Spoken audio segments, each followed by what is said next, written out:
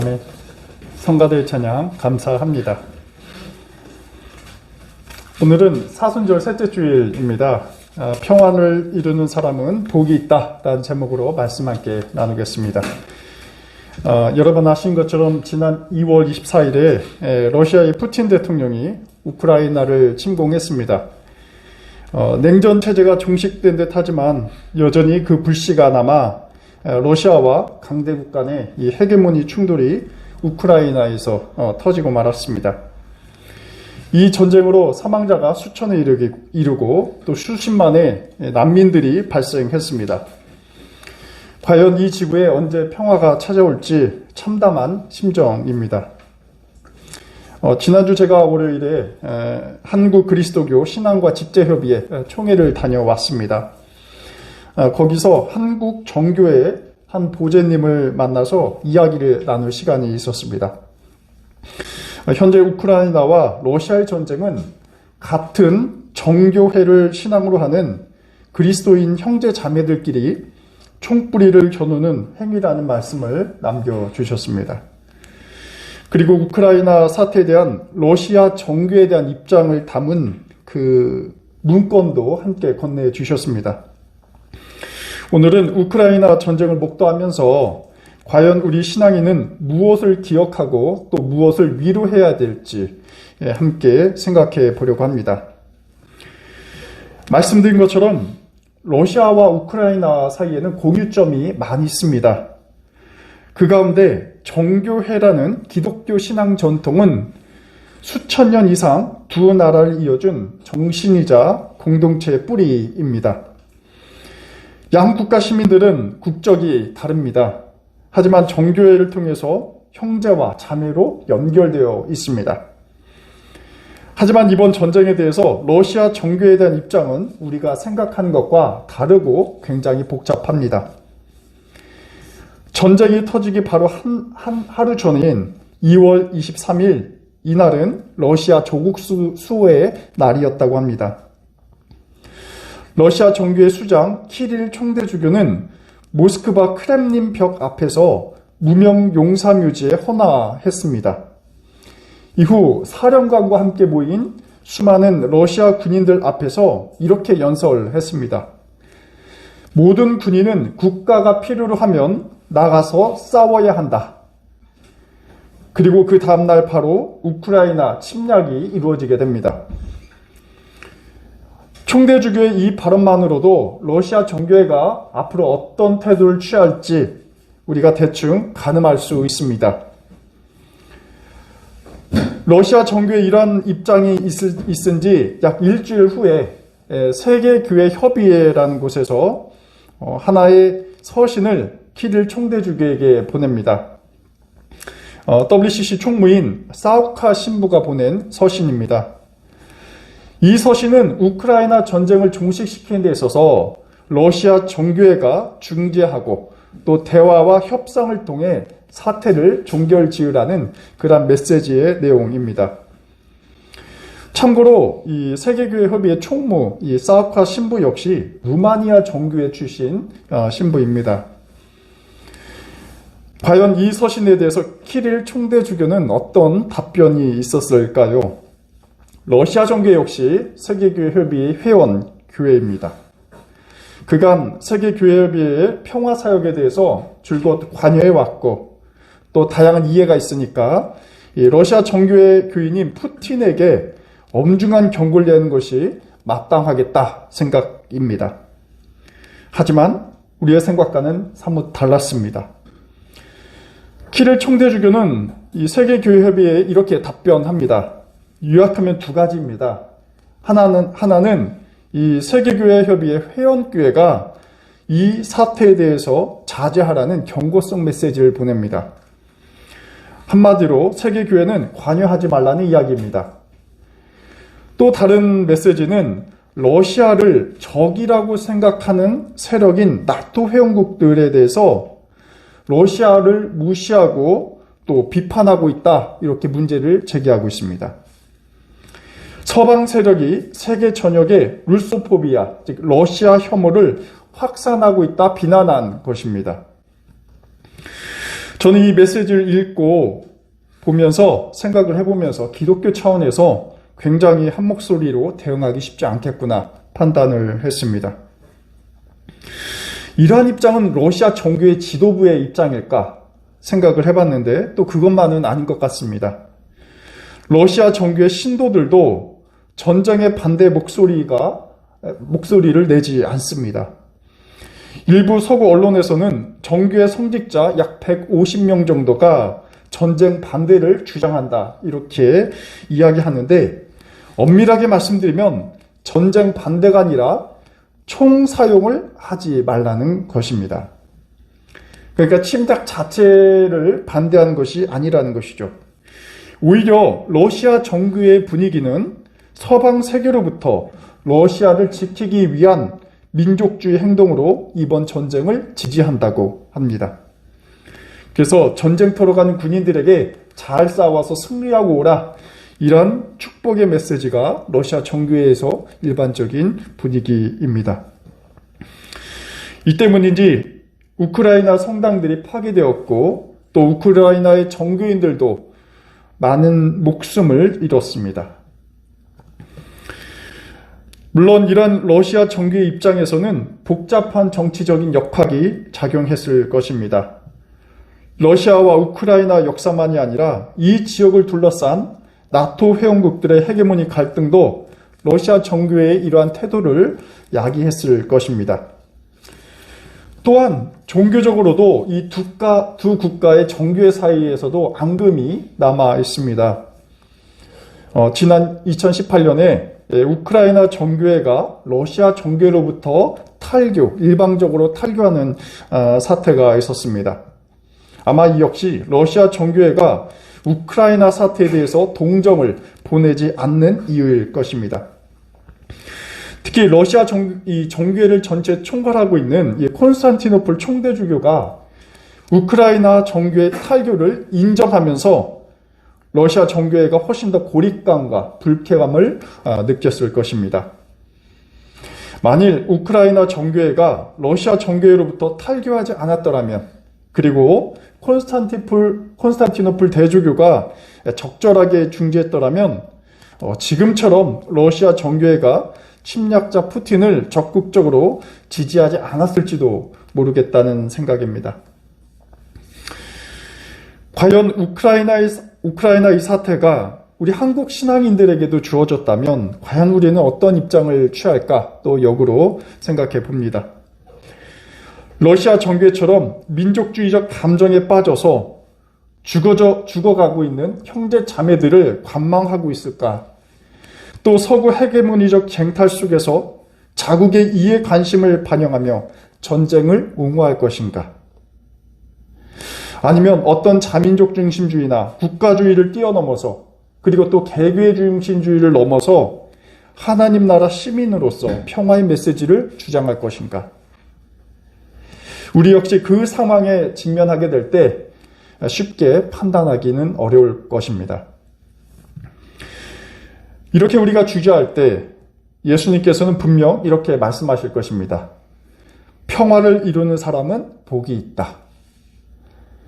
우리를 애워싸는 그 어떤 민족주의적 감정, 그 다음에 교파주의적 이해, 이 모든 것을 무장 해제하고 평화를 위해 헌신하라는 이 결단의 말씀이 절망에 빠진 우리를 위로하고 또 힘을 불어넣어 줄 것입니다. 오늘 아침 우리가 묵상한 마태복음 5장 9절 말씀은 이렇게 기록되어 있습니다. 평화를 이루는 사람은 복이 있다. 하나님이 그들을 자기의 자녀라고 부르실 것이다. 우리가 하나님의 진정한 자녀라면 우리는 평화를 일구는 사람이 되어야 합니다. 우리가 러시아든 우크라이나든 한국이든 아니면 그 어떤 나라든 우리는 이러한 세속적 나라의 틀에 얽매여 파멸로 이끄는 행위를 멈출 필요가 있습니다. 그리고 더 큰 나라에 눈을 돌려야 합니다. 그 나라는 바로 하나님 나라입니다. 우리는 이 세상에서 전쟁을 지지할 수밖에 없는 존재지만 하나님 나라라는 그 원대한 비전 속에서 국가주의를 내려놓고 참 평화를 지지할 수 있게 됩니다. 바로 이것이 복음이라고 할 수 있습니다. 우리는 오늘 이 마태복음 9절에서 평화도 평화지만 하나님 안에서 엮어지는 새로운 가족 공동체를 엿보게 됩니다. 특히 자녀라는 표현입니다. 자녀라는 표현은 하나님 안에서 이루어지는 나와 이웃 간의 새로운 관계를 말하고 있습니다. 우리는 혈육으로 이루어진 관계를 자녀라는 말로 주로 표현합니다. 하지만 하나님께 속한 자녀는 국적을 초월합니다. 혈연 관계를 뛰어넘습니다. 또 국경도 뛰어넘습니다. 하나님 나라라는 가치 속에서 나와 이웃은 새로운 가족 관계로 나아갑니다. 러시아의 성직자들과 신자들은 하나님의 자녀 관계보다 푸틴이라는 한 정치가의 야욕 속에서 그 거룩한 자녀됨을 지금 포기하고 있습니다. 그래서 우리는 기도해야 할 것입니다. 러시아 정교회가 서방 국가와 교회로부터 그 어떤 소외와 피해를 입었을지라도 이를 극복하고 주변 이웃 국가들과 하나님과의 자녀 관계를 회복하도록 기도해야 합니다. 그래야 전쟁이 종식될 수 있습니다. 오늘 두 번째로 묵상한 야고보서 4장 1절 이하의 말씀은 이러한 전쟁이 왜 발생하고 또 어떻게 종식될 수 있을까? 이에 대해서 좀 더 분명하게 밝혀주고 있습니다. 야고보서는 예수님의 형제 야고보가 당시 흩어진 유대 12지파에 보낸 메시지입니다. 사실상 모든 이스라엘 민족을 대상으로 한 그러한 메시지라고 볼 수 있습니다. 야고보서 4장의 전반적인 주제는 바로 형제 자매를 헐뜯거나 비난하거나 심판하지 말고 화평을 위해서 목숨을 걸라라는 메시지입니다. 1절에서 야고보는 이렇게 묻습니다. 무엇 때문에 여러분 가운데 싸움이나 분쟁이 일어납니까? 자, 이 질문의 핵심어는 싸움이나 분쟁이라기보다는 여러분 가운데라는 문장입니다. 여러분, 야고보가 지적하는 것은 교회 밖 사람들에 대한 이야기가 아닙니다. 하나님의 자녀로 하나가 되었다 고백하는 신앙인들에게 우선적인 초점이 맞춰져 있습니다. 신앙 공동체 내에서 일어나는 싸움과 다툼에 대한 이야기입니다. 어쩌면 야고보가 간파한 것처럼 이 싸움은 교회 내에서만 그치는 것이 아니라 세상으로 확장한다 볼 수 있습니다. 오늘날 우리 지구사회에 겪고 있는 이러한 전쟁은 교회의 불화와도 전혀 무관하지 않다는 것입니다. 야고보는 이 전쟁과 싸움의 원천이 어디에 있느냐 이렇게 묻습니다. 그리고 야고보는 이렇게 반문합니다. 육신의 욕심에서 생기는 것이 아니냐. 야고보는 그리스도인들 간 싸움과 전쟁의 원천이 외부 환경에 있다고 말하지 않습니다. 물론 외부적인 조건이 영향을 미칠 수 있습니다. 하지만 그 본질에 대해서는 밖이 아닌 안을 먼저 성찰하고 있습니다. 그것이 바로 욕심입니다. 욕심으로 번역된 그리스어 헤도네라는 것은 이 향락이라는 뜻을 갖고 있습니다. 또 이 단어는 영어의 쾌락주의를 뜻하는 헤도니즘이라는 단어의 어원이 됩니다. 욕심은 쾌락적인 삶을 말합니다. 여기서 쾌락이라는 것은 어떤 유쾌하거나 기분을 좋게 하는 성향만을 말하지 않습니다. 악의적인 쾌락을 말합니다. 누구를 괴롭히거나 정복하거나 지배함으로써 얻어지는 그러한 쾌락을 말합니다. 우리 인간은 쾌락적인 삶을 얻기 위해서 끊임없이 욕망을 키워나갑니다. 다투기 좋아하고 또 권력을 탐하기 위해 누군가보다 군림하기를 좋아합니다. 이러한 욕망이 결국은 서로 간 싸움을 확대 재생산합니다. 야고보는 당시 교회의 모습을 지켜보았습니다. 가난한 자들의 삶은 피폐해가는데 또 제국의 힘에서 무참히 삶이 짓밟혀지고 있지만 자신의 쾌락과 육체적인 욕망을 채우기 위해 집념하는 그런 세속적인 성도들을 바라봅니다. 그 성도들은 싸움과 전쟁을 부추기는 성도들입니다. 야고보는 그래서 이러한 신자들을 보며 이렇게 묘사합니다. 2절입니다. 여러분은 욕심을 부려도 얻지 못하면 살인을 합니다. 탐내어도 가지지 못하면 다투고 싸웁니다. 현재 우크라이나와 러시아 전쟁을 이해하기 위해서는 우크라이나 남부에 위치한 이 크림반도라는 곳이 있는데 여기를 빼놓을 수 없습니다. 크림반도는 동유럽의 관문이라 할 정도로 아주 중요한 지정학적 위치에 있죠. 여기에 온화한 기후와 비옥한 농토는 주변국들이라면 점령하고 싶은 그러한 곳입니다. 이 지역은 원래 러시아 영토였습니다. 1954년에는 우크라이나에 그렇게 편입이 되었습니다. 당연히 지금 전쟁이 벌어지는 우크라이나 본토 말고도 이 크림반도를 되찾기 위한 러시아의 움직임은 꾸준히 있어 왔다 볼 수 있습니다. 결국 지난 2014년 무력을 통해서 러시아는 자국 영토로 편입하는 데 성공합니다. 하지만 유럽연합과 나토는 이를 인정하지 않습니다. 특히 우크라이나가 나토 회원국 가입을 추진하면서 이 갈등의 골은 더 깊어지고 있습니다. 이에 대해서 조 바이든 미국 대통령은 지난달 말에 전쟁을 벌인 푸틴 대통령을 옛 구소련을 되찾고 제국에 대한 욕망을 펼친 침략자라 맹 비난한 바 있습니다. 야고보가 예견했을까요? 야고보가 언급한 것처럼 욕심으로 얻지 못하니 살인으로 또 전쟁으로 욕심을 드러냈습니다. 충실한 정교의 신자인 푸틴은 야고보의 말씀을 기억했으면 좋았을 것입니다. 하지만 푸틴이 이끄는 러시아 군대는 강압적으로 이웃을 학대했습니다. 힘을 동원해 국경을 변경하고자 했습니다. 한 지도자의 육신을 위한 욕망이 우크라이나와 또 전 인류를 공포로 몰아가고 있습니다. 하지만 러시아만, 푸틴만 욕망을 드러내지 않았다 봅니다.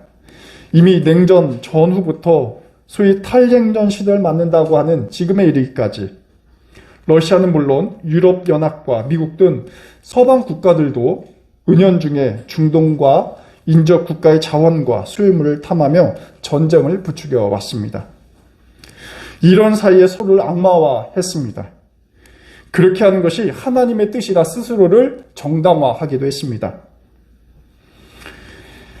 며칠 전 언론을 통해서 미국의 기독교 지도자들이 러시아 정교회 키릴 총대주교의 입장을 재고해달라 간곡히 요청하는 서신을 보냈습니다.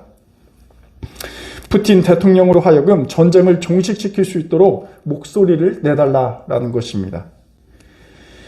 하지만 제가 보기에 이 사태를 원천적으로 뿌리 뽑기 위해서는 푸틴은 물론이거니와 미국의 기독 정치가는 물론 우크라이나 사태 이전부터 오랫동안 욕망을 드러낸 유럽연합의 신앙인들에게도 동일한 비판의 목소리가 주어져야 한다 봅니다. 러시아 한 국가의 문제가 아닙니다. 모든 국가, 특별히 유럽과 미국의 문제입니다. 그리고 국가가 아닌 하나님의 나라에 속한 전 세계 신앙인들이 협력해서 선을 위한 경주에 함께 노력해야 할 것입니다. 제가 오늘 주보 앞에 사진 하나를 실었습니다. 한번 봐주시면 좋겠습니다. 피난하시는 예수 그리스도라는 제목인데 제가 임의로 한번 붙여봤습니다.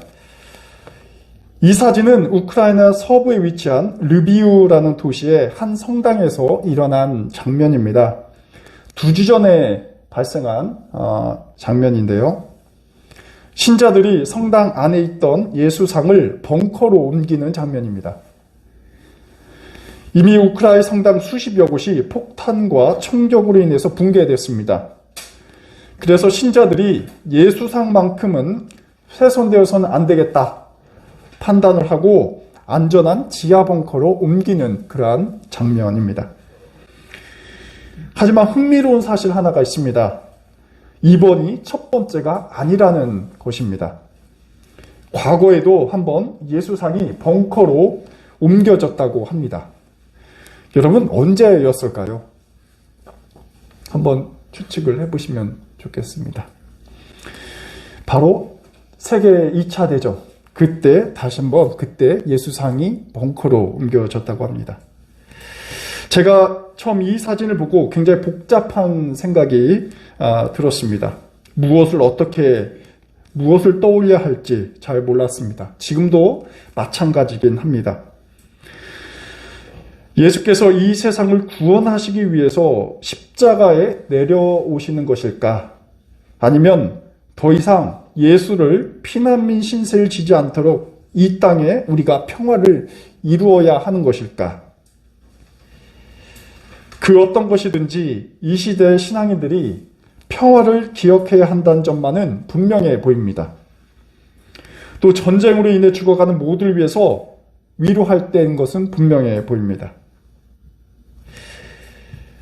말씀을 줄입니다. 예수께서는 평화를 이룬 사람은 복이 있다 선포하십니다.